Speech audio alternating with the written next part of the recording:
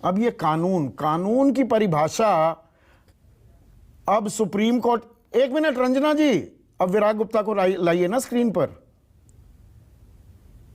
विराग गुप्ता को स्क्रीन पर लाइए पीसीआर।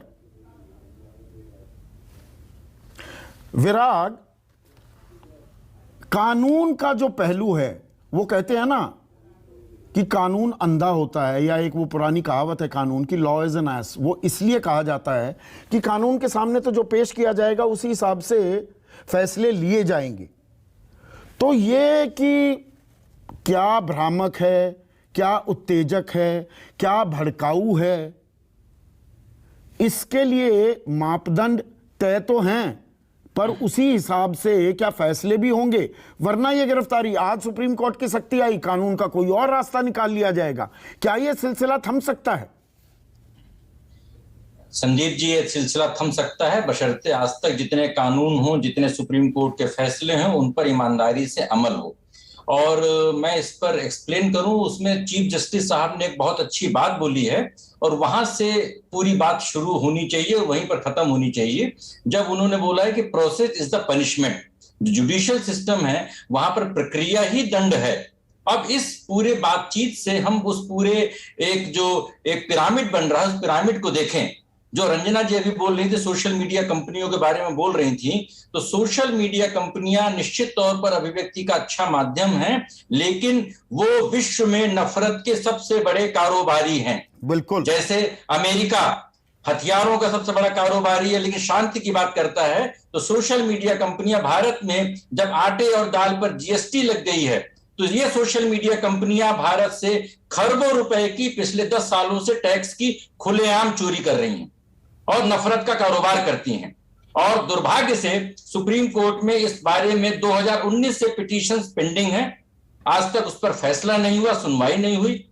सुप्रीम कोर्ट ने 66A को निरस्त कर दिया, सरकार ने आज तक उस पर कोई कानून नहीं बनाया। 66A का ही हवाला देकर आज भी गिरफ्तारियां हो रही हैं। गलत तो नहीं कह रहा हूं विराग जी? 2016 में वो कानून निरस्त हो चुका, गिरफ्तारियां अब भी होती हैं 66A के तहत। डेटा प्रोटेक्शन कानून के बारे में 9 जजों का फैसला आ गया, डेटा प्रोटेक्शन का कानून नहीं बना, क्योंकि इस पूरी जो टैक्स की चोरी में इन बड़ी कंपनियों के साथ अंतरराष्ट्रीय स्तर पर सारे नियामकों की मिलीभगत है।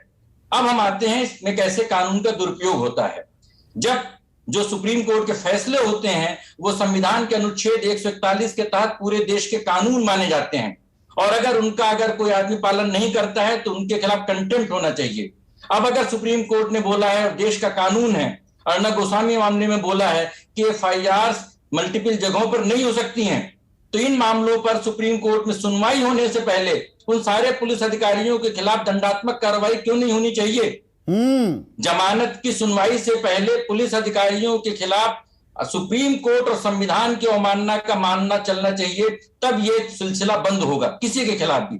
क्योंकि जो पुलिस है वो राज्यों में निजी सेनाओं की तरह काम कर रही है।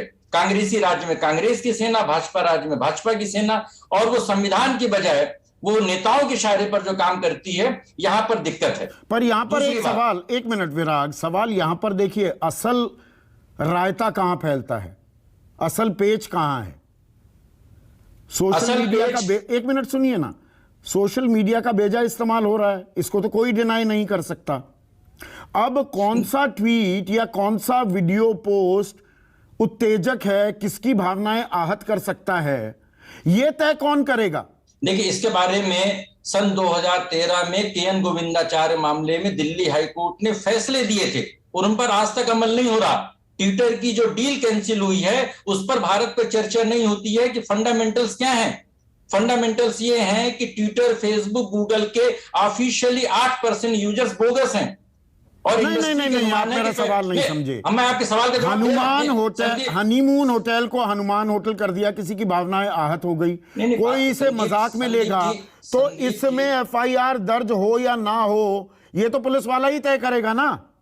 संदीप जी, जो झूठ की फैक्ट्रियां चल रही हैं और उसमें जो सोशल मीडिया एक उसका जो प्लेटफॉर्म है, जो उसका डिस्ट्रीब्यूशन नेटवर्क है, उस डिस्ट्रीब्यूशन नेटवर्क में 35% यूजर्स बोगस हैं और उन 35% बोगस यूजर्स के बहाने आईटी सेल्स चलते हैं और सोशल मीडिया कंपनियों का कारोबार चलता है। और उन बोगस यूजर्स को देश में किराएदारों को केवाईसी कराना पड़ता है, छोटी छोटी चीजों में आईडी प्रूफ चाहिए होता है, लेकिन बोगस यूजर्स के सहारे ये पूरा नफरत का कारोबार चल रहा है, जिसके बारे में कानून होने के बावजूद भी नहीं हो रहा। दो बातें इंपॉर्टेंट बोलूंगा। तो संदीप जी, दो इंपॉर्टेंट बातें। हाँ। नंबर एक, सोशल मीडिया से अगर किसी की भावनाएं आहत होती हैं, उसको एफआईआर दर्ज करना चाहिए, लेकिन अरे तो भावनाएं किसी भी बात पर, छोटी सी बात पर भी हो सकती हैं और बड़ी से बड़ी बात पर भी आप कहेंगे जी उनके विचार है, बात खत्म। संदीप जी, आप हमारी बात नहीं समझ रहे हैं कि पुलिस एफआईआर क्यों दर्ज करती है, कंप्लेनेंट पुलिस क्यों बनती है?